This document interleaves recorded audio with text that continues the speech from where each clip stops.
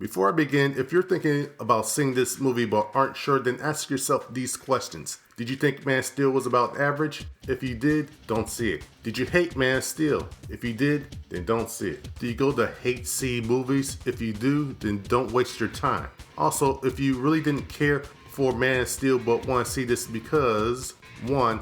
It's an event film and everyone will see it and talk about it. 2. It's the first time Batman and Superman have ever been on the screen together, and god dang it, I gotta see it. Or 3, I want to see Wonder Woman. If that's the case, then lower your expectations you have before you go in, or heck, just wait until August or September when it comes out on DVD, Blu-ray, and on demand.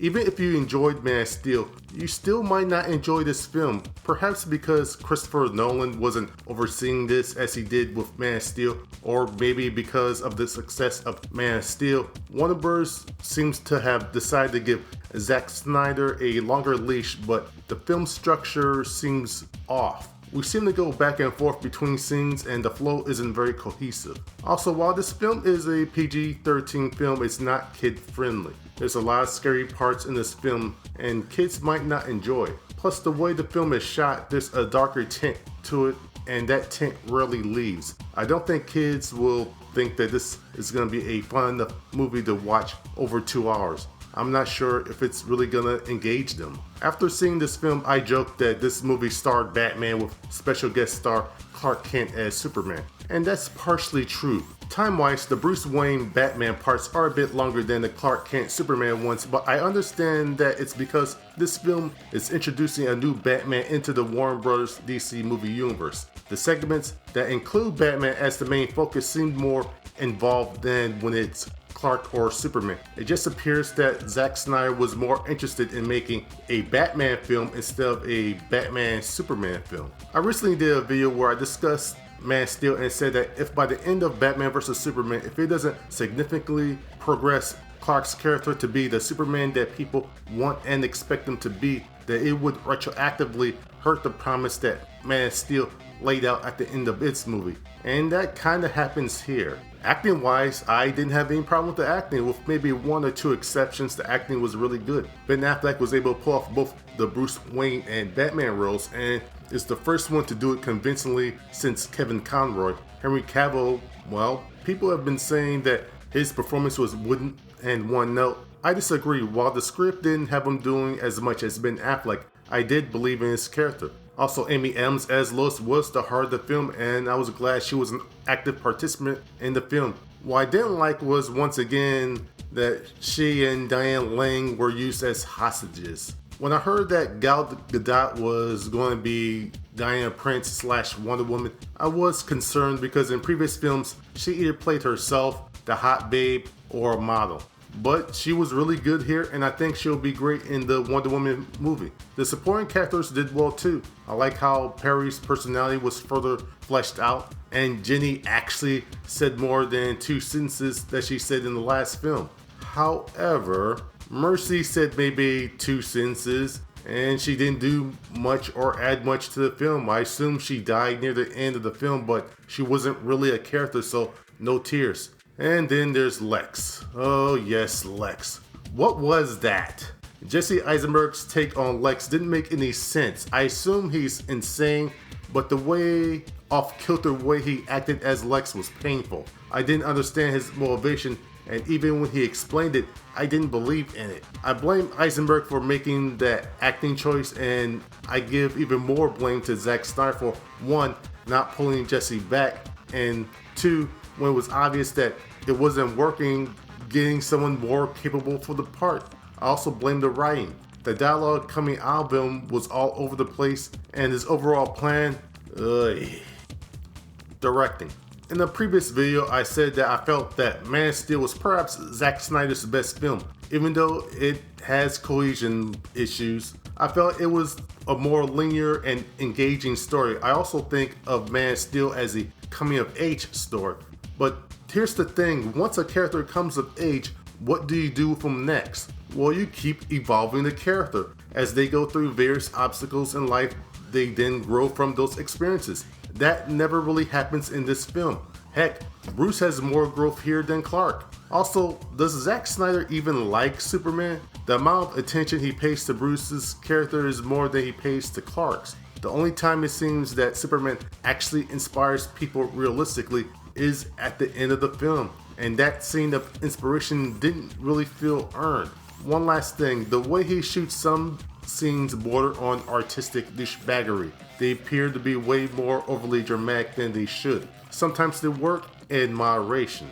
I also don't think that Zack Snyder should direct any more DC movies. I'm seeing a downward slope happening, and I just think some new and energized blood could tighten up the universe a bit. During the first 30 minutes of the film, we're constantly bouncing back and forth between several scenes in a haphazard way. At least in Man of Steel, we had that 15 to 20 minute segment on Krypton to help ground and center that film. The tone and visual style. When critics and the media talk about how movie audiences don't like the tone of the previous DC movies, I think they mean the fact that it's a more serious take. I don't believe that. I believe the audience's problem with the film is the look of the film. With very rare occasions in the film, it looks very dreary and dark. If the subject matter resembles the look of the film, then there has got to be some breaks of sunshine in it, and the direction, acting, and story has got to be tight. The problem is, the only thing excelling here is the acting.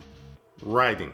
David S. Goyer isn't a good writer, and Chris Terrio has really only written one thing of note. I didn't know that they wrote this film before seeing it, but after watching it, yeah, it has Goyer all over it. David S. Goyer, with this film as with his previous ones, does come up with some really good ideas, but unless he's working with a better writer like Chris and Jonathan Nolan or Guillermo del Toro, his scripts tend to fall apart. And really, he needed a better writing partner, or maybe not even writing this story to begin with. Next, the dreams.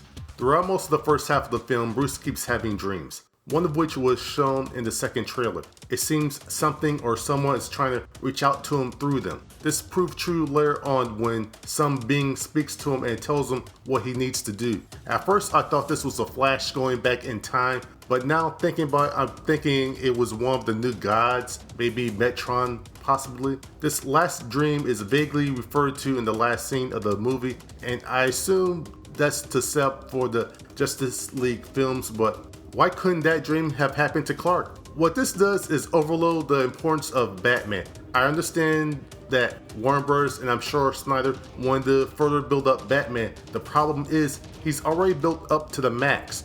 More work should have been done with Clark and Superman. Or heck, if you didn't want Superman to have those dreams, why not have Diana have them? Her background is magical in origin, so it would make sense. With all that being said, I don't want to be too overly negative about the film. Let me just tell you some of my favorite parts of the film. 1. We finally see Bruce utilizing his detective skills. Previous films, especially the ones written and directed by Christopher Nolan, skip over this. Maybe Nolan found that part of the Batman lore uninteresting, but I feel it's the opposite. It helps to fully form his identity. After all, Bruce spent 10 years to become a great fighter, a ninja, and the world's greatest detective. 2. Superman taking Doomsday into space to get him away from everyone to prevent death and damage. So yeah, he did learn from the conclusion of Man of Steel. More experience will do that for you. 3. The introduction of Wonder Woman. No, not Diana, Wonder Woman. First in the old photograph and then suited up for battle. Once her theme music kicks in, I was all revved up for the climax. Also, she had better success against Doomsday than either Bruce or Clark. 4. Weaponized kryptonite. Of course Bruce would come up with that.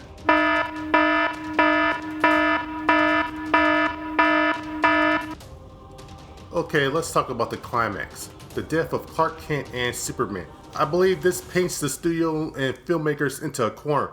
Yes, we know he's coming back, 1, based on the final 2 seconds of the film, and 2, the fact that Henry Cavill is signed on for the Justice League films. But now what? When Superman and Clark return, how will you explain that away? Also, at some point, people are going to put 2 and 2 together and figure out his secret identity. Is the answer going to be that he faked his own death? While writing this does come across as really bold, it also comes off as some guys, the writer and director, making an impossible situation because they know they don't have to be the ones to think their way out of it. So do I recommend this? I guess, sure.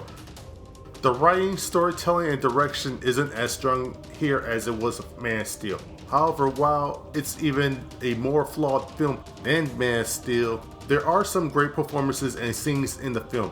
Also, I will say that while there are parts of the film that I didn't like, I was never bored. The special effects were great, not including the creation of Doomsday and Doomsday himself. I suppose if you are really interested in seeing this, then yeah, go out to see it. Just don't expect to see a great film or one with a ton of rewatchability. Go in with extra low expectations and don't expect a action happy popcorn film and you should be fine. And until my next video, goodbye.